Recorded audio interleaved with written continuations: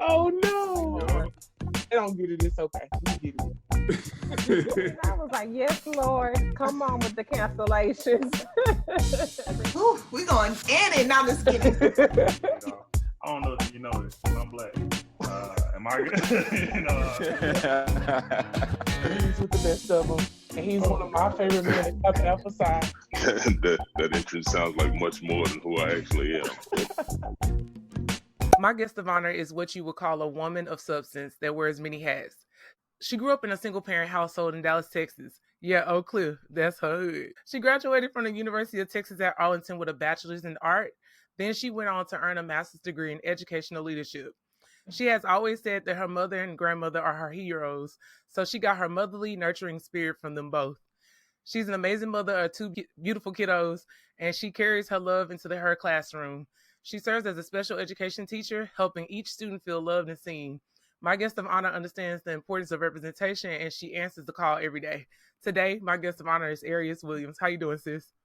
Good. How are you? I'm doing good. Doing good. Sunday.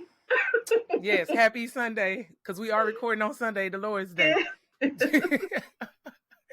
I think it's always good to come do it on a Sunday because you just have good spirits, good Exactly. happiness, you know. The vibes. Yes. Yes.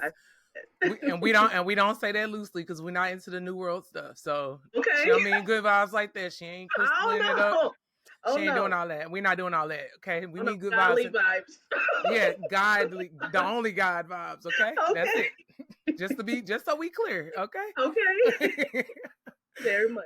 Yeah, that's right. So, but anyway, I always like to start off each podcast by asking the guests to like give us a background like of where they're from and everything like that, because I want people to trace your footsteps in the sand. So tell us about where you're from and a little bit about your background. So, like you said, OakCliff, that's my hood. So that's where I was pretty much born and raised. Like the Holland Hills area. I went through the Wilma Hutchins feeder pattern. So when it was Wilma Hutchins District, so yeah, from Bishop Heights, Kennedy Curry, yeah, in that area. I always went to the Boys and Girls Club. That was big in our area, a big recreation center. Um, but like I said, mainly, like I said, I love Oak Cliff, but just the environment that I was in, I knew from even as a child, I did not want to be, you know, a product of my environment. I wanted to do better from what I saw.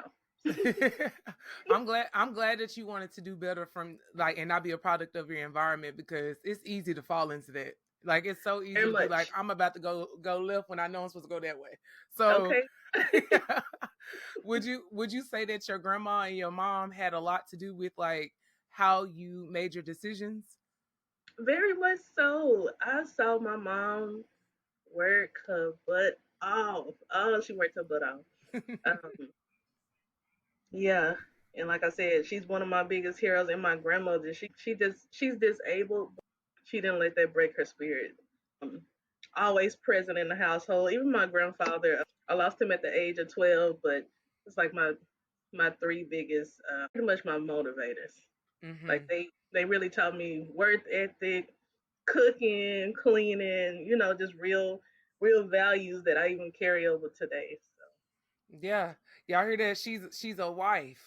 Okay. She got the qualities of a wife. She was born for with the that. people in the back. Just letting y'all know, because she, these new people don't know how to do none of that. Cooking, none of that. And she's smart. Just letting y'all know, she wife material. So, come correct. But so I think that it's cool like that. Growing up in OakCliff, all of the different people that I've seen that come from OakCliff are very proud of where they're from. Like, I mean, rip it real heavy, So, right. Could you tell me, like, being around all those different types of people, what you pulled from the negative environment, though? Because sometimes the negative things that we see can help us to have a positive outcome. So, can you tell me, like, a little bit about what the values that you pulled from your environment? Mainly, I would say, like I said, I was at the Boys and Girls Club a lot.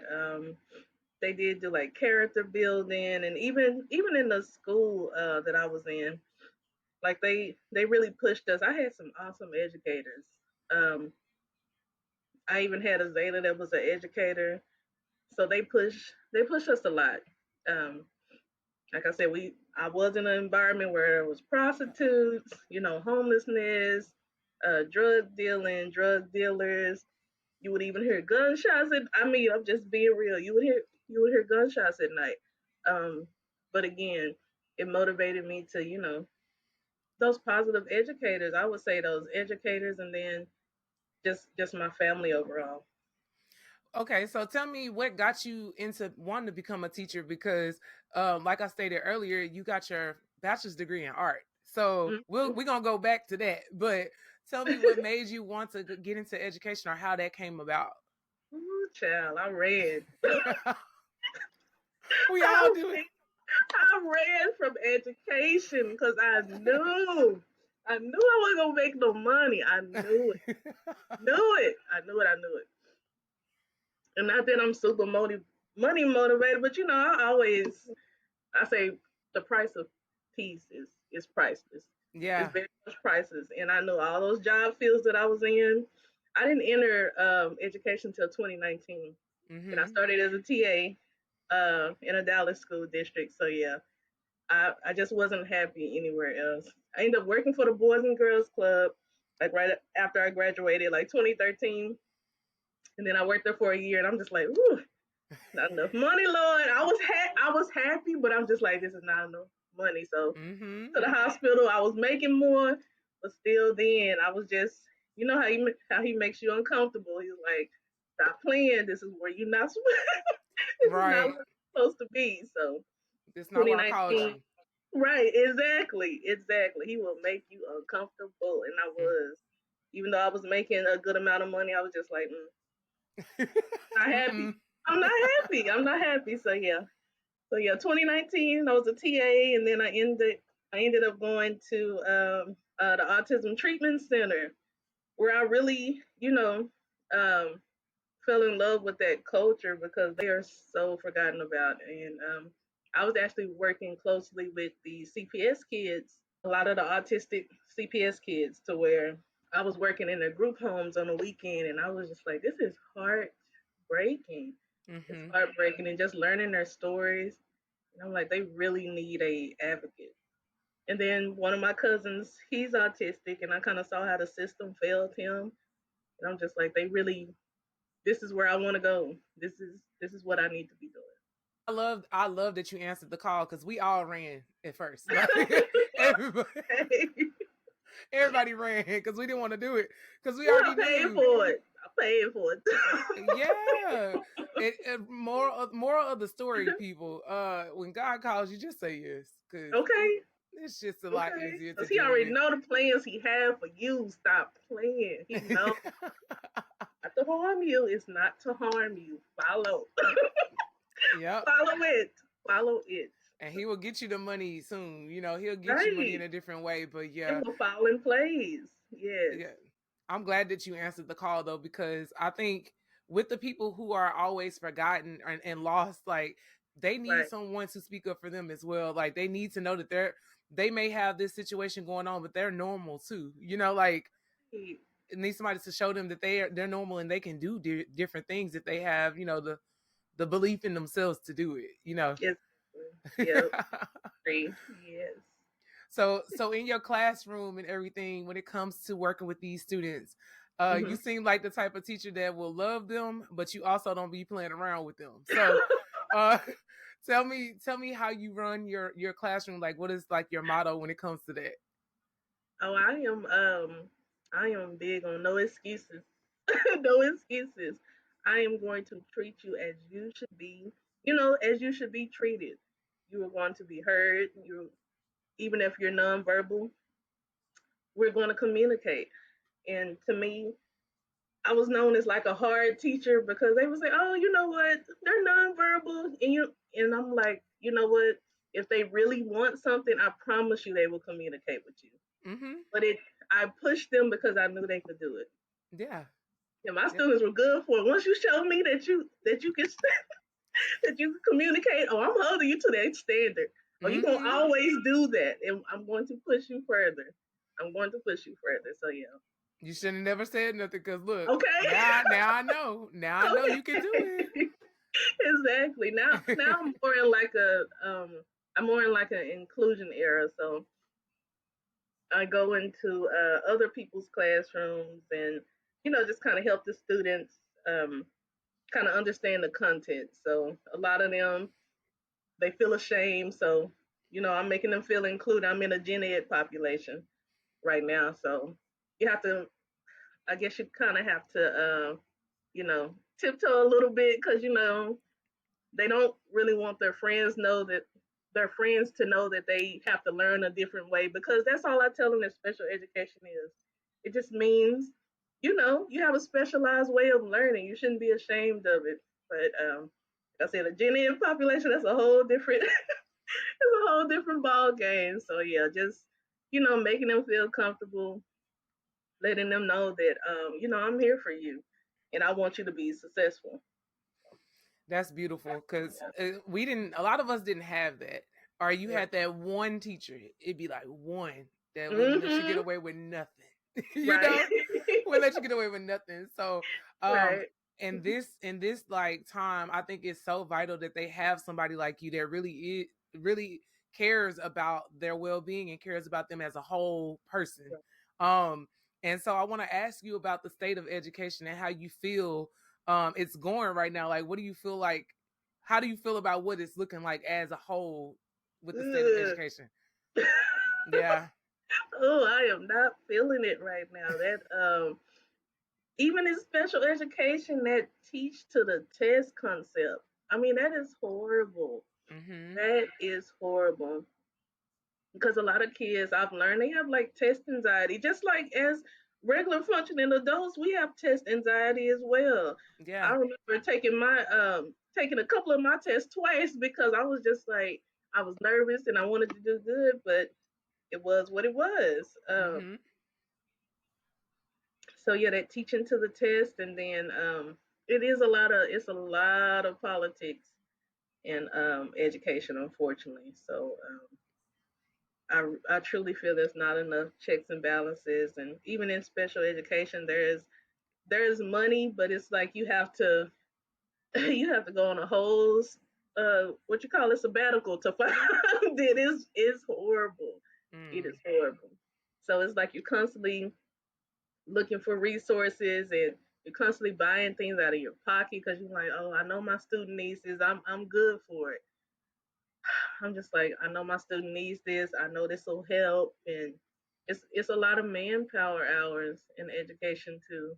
It's very much underappreciated or undervalued, I would say. So. Absolutely, it definitely is, because I feel like if you give someone your child for the majority of the day, don't you want what they receive to be quality, and you want those teachers to feel like their value so that they can trickle down to the child. I just don't understand, like, I don't get it. Make it make sense. The math ain't mathing in any different in any way. It's just not mathing. But I love the dedication though, because at the end of the day, we've been called to be servant leaders, and we all have our different lanes that we use and that God gave us.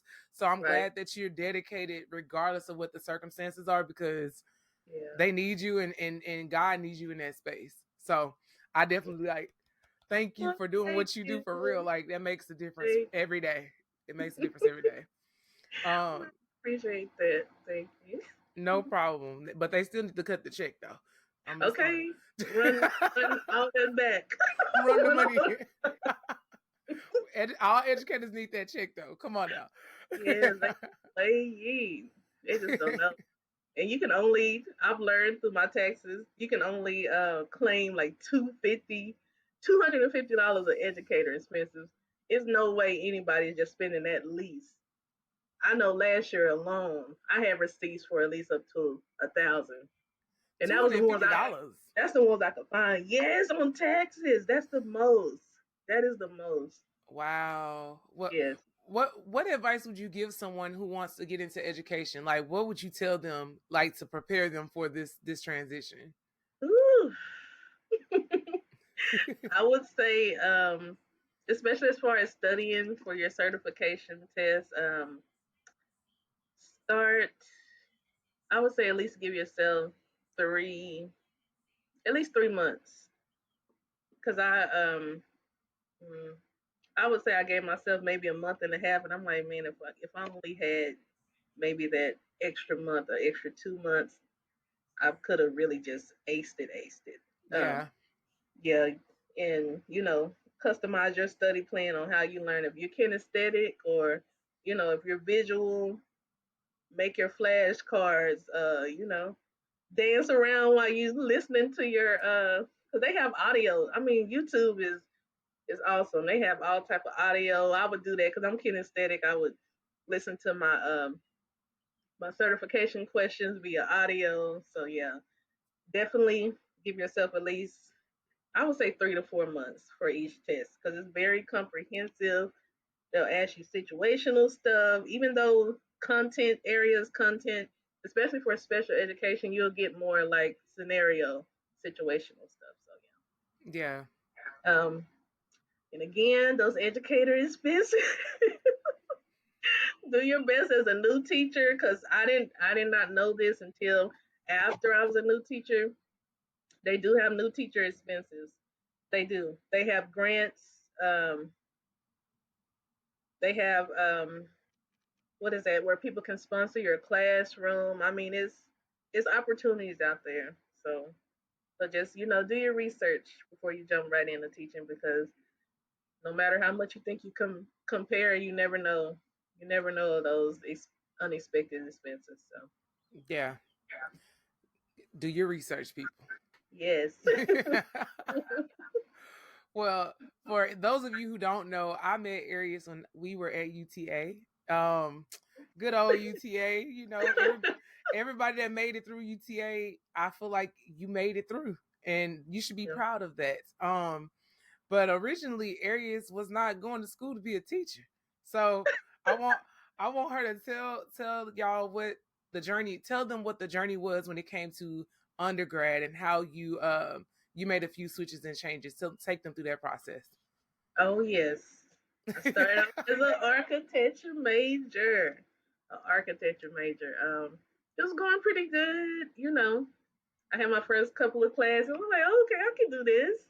It was more the drawing part though. But when it got to that technical and math thing, and I'm like, oh no, I cannot see myself doing it for the rest of my life. I took a summer class right before I switched my major, and it was horrible. Oh, it was horrible. I worked my butt off. I wouldn't sleep for days building these structures, doing these calculations, just to come out with a C. And I'm like, oh no, Mm-mm. I will be changing my major for fall.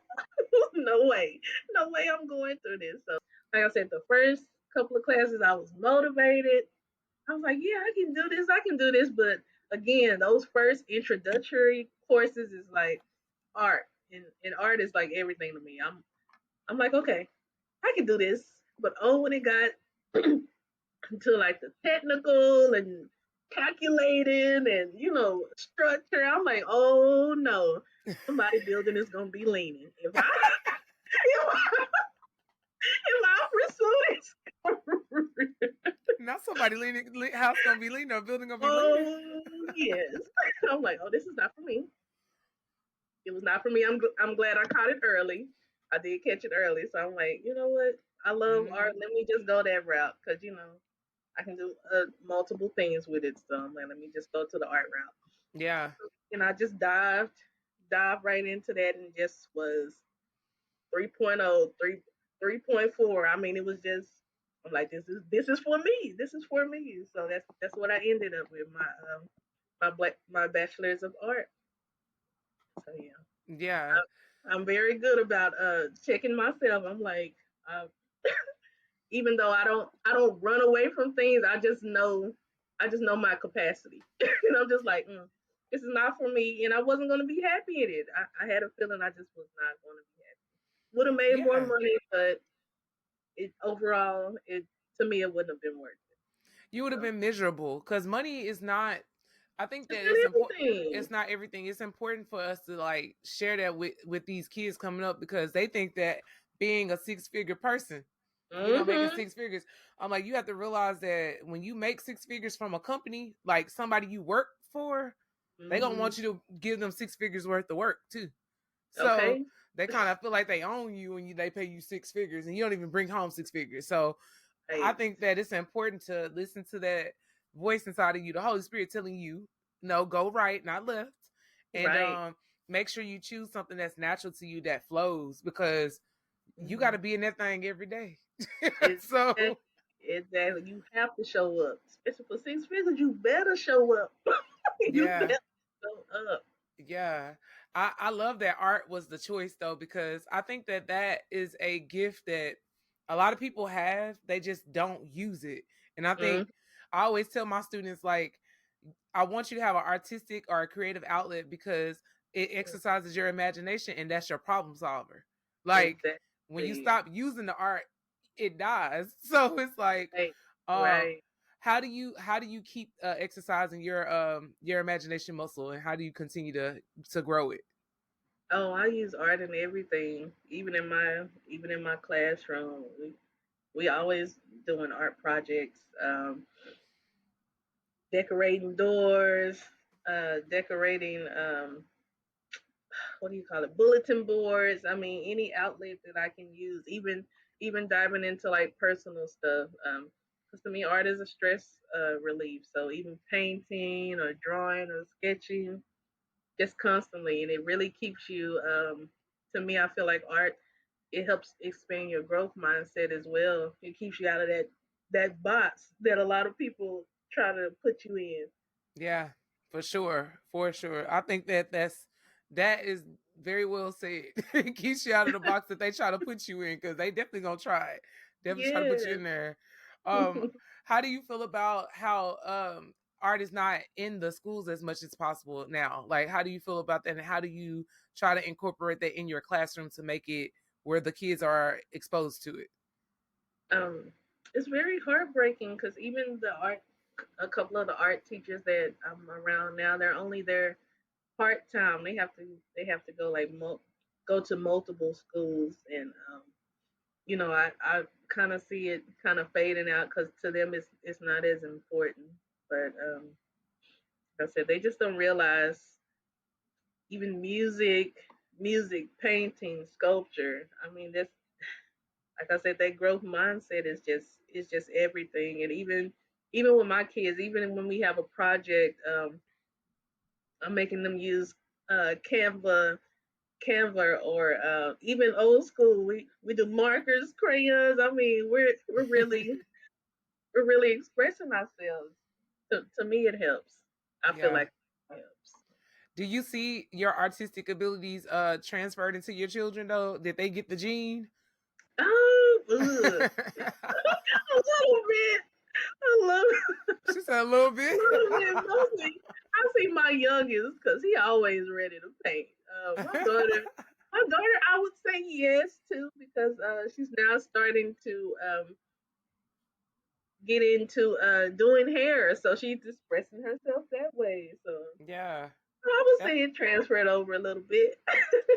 A different, a different outlet, but it did transfer. Aries said it's still loading. It's loading. Right. It's loading. That's all right though. That's fine. So they'll get there eventually, or they'll figure out something else that works best for them. So we're gonna just let them live. Let them live. I just thought I'd ask because I was like, it's amazing how your genes do gifts kind of transfer. You be like, dang, it's a house full of teachers or a house full of doctors, a house full of artists or whatever. But I think that the one thing that will transfer is hard work, working smart, that work ethic and that character that y'all carry, like your whole family carries. So I'm sure that will transfer very easily.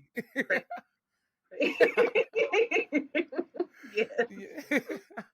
Well, speaking of family and everything, I think that it's important that like in the past, our ancestors and everybody worked together to like collectively make sure the family was good.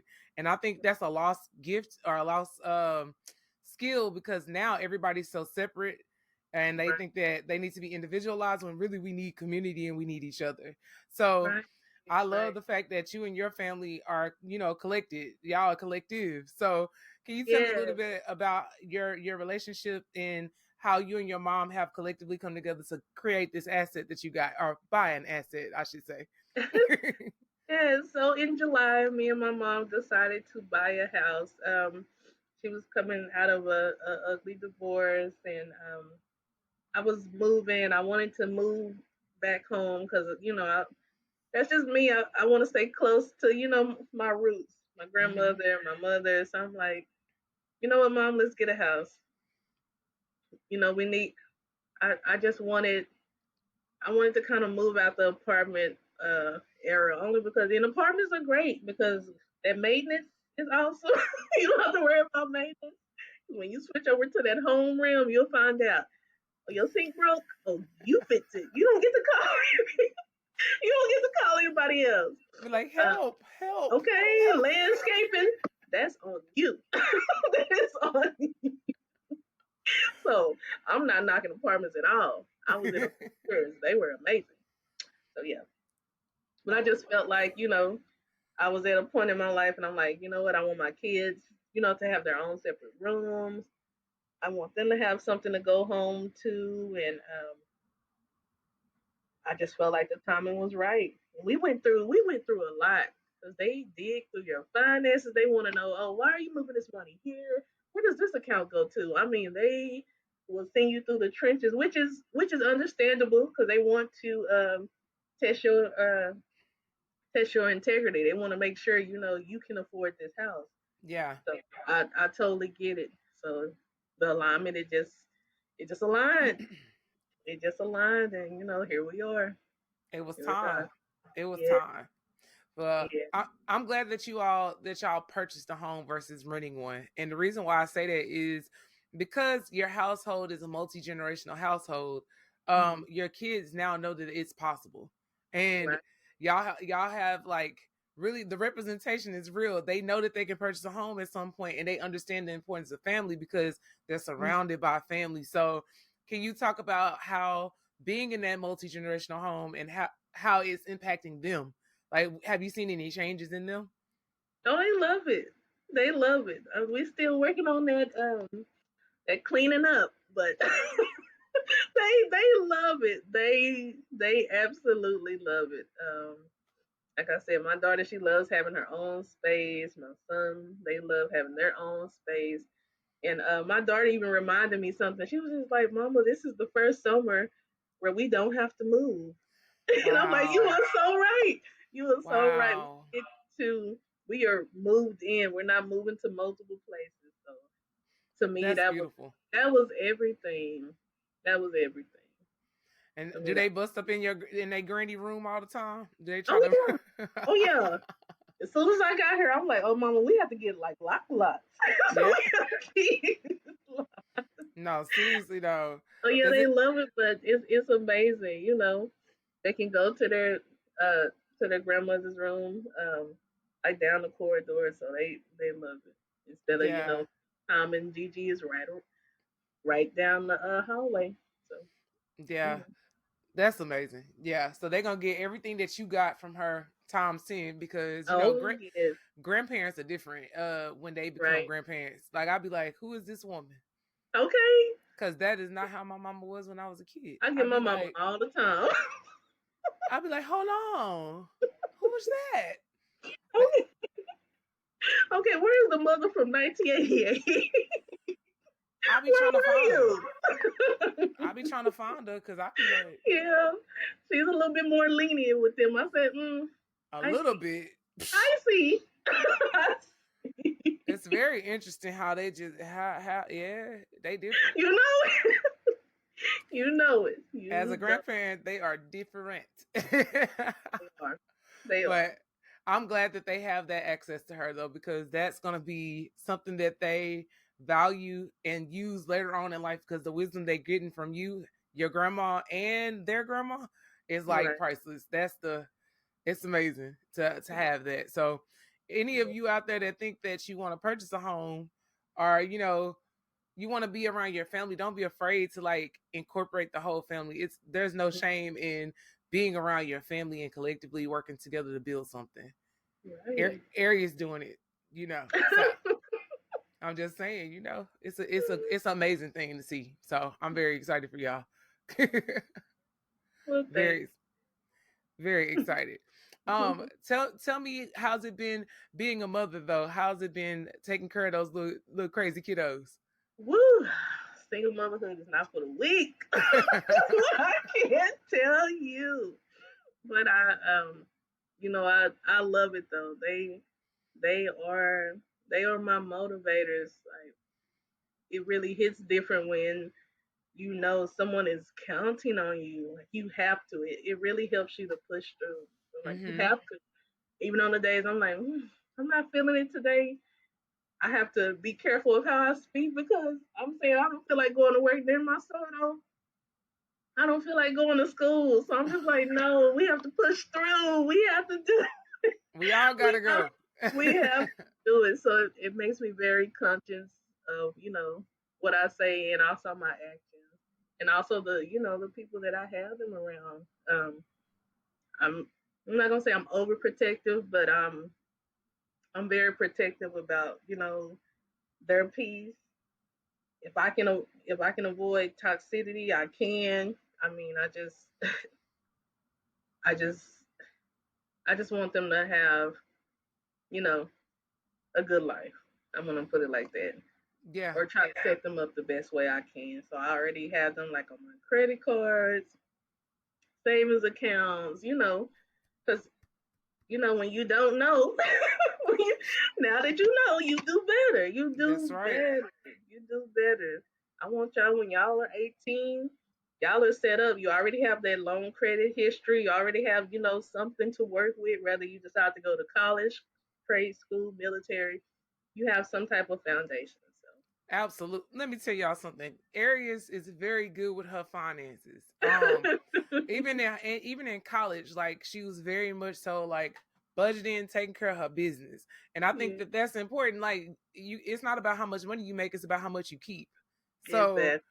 the fact that you already have your kids on the cards, you already have them set up in that way, is so vital, because we as Black people don't get that.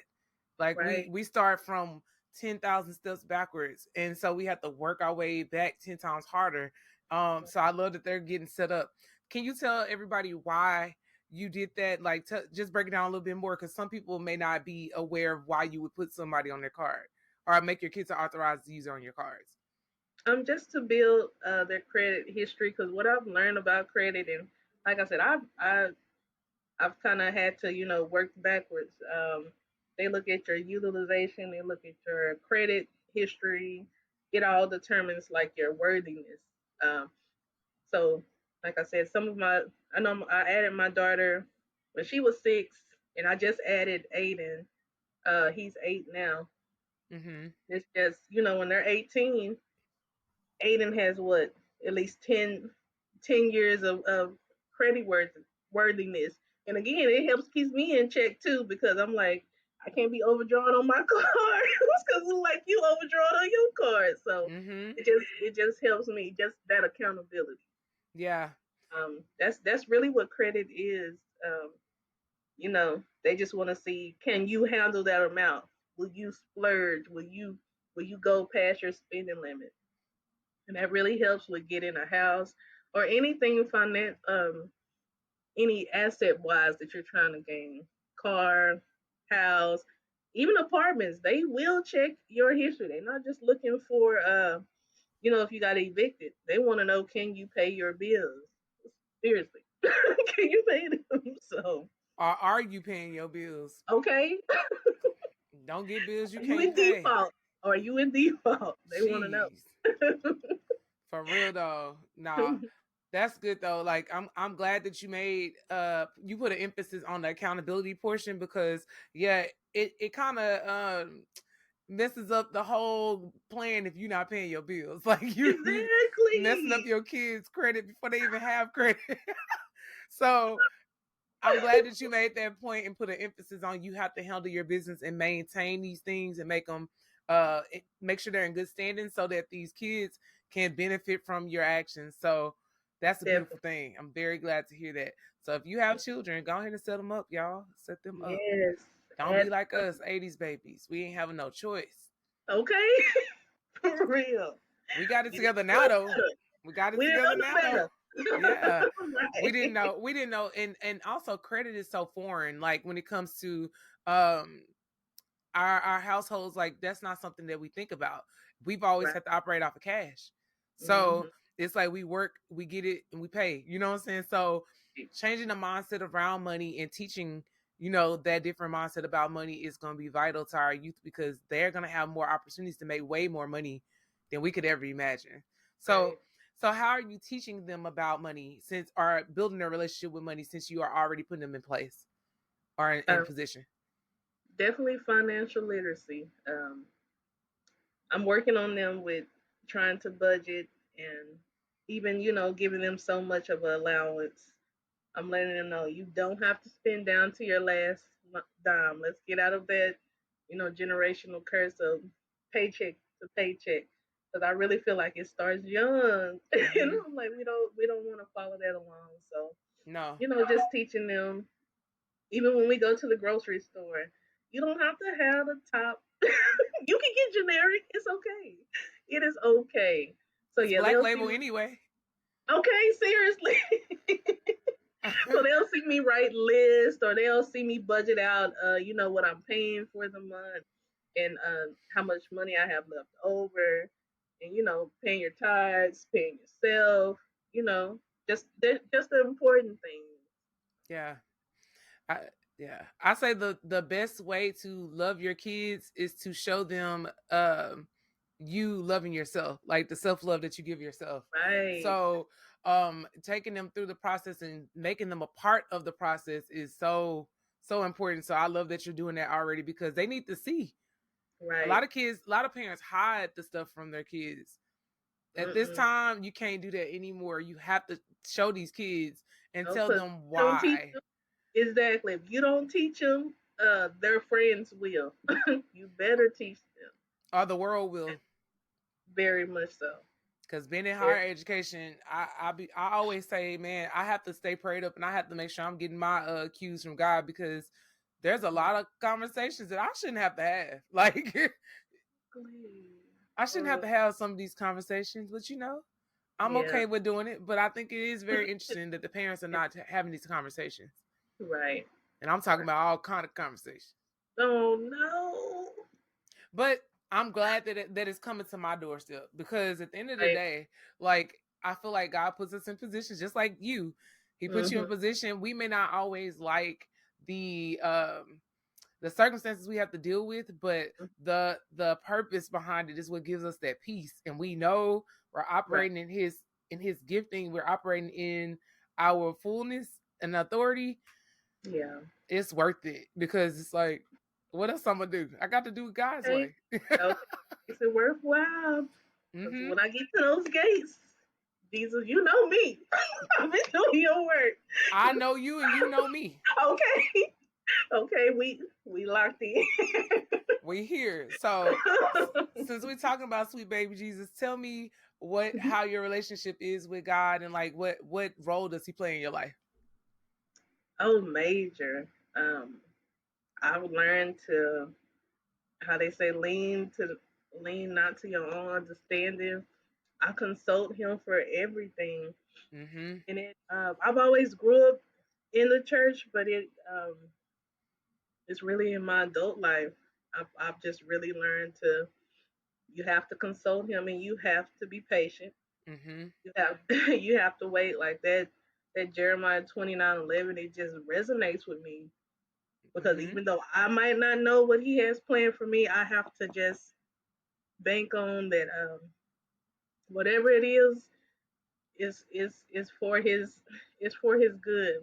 Whatever it is, it's going to turn out good for me. Whatever it is, even though it might not look like it, it might take me the long way around, but it will be for my good. So It Yeah. just helps.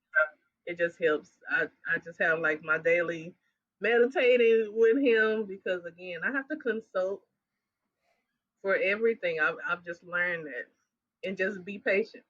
Wait, just wait for the answer. Mm-hmm. Wait for the answer because I promise you, every time I try to operate my own, it's just a a crash and burn. It is a crash Yeah. and burn, and God is like, "You gonna learn. You gonna learn. It's You not gonna worth it. learn. It's You not gonna worth learn." it. We only do that when we're trying to speed up the process, but the Exactly. process is what Yeah. we need to be ready for. We don't Right. know what God doing. It's like Okay. he be sprinkling little things, you know, you get a little glimpse of different things and you just like, okay, I want that now.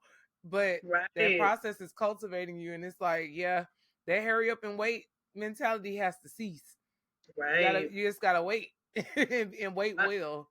right. I call it my character building season because whatever it is, you're building me for something greater. That's how I push through my trials.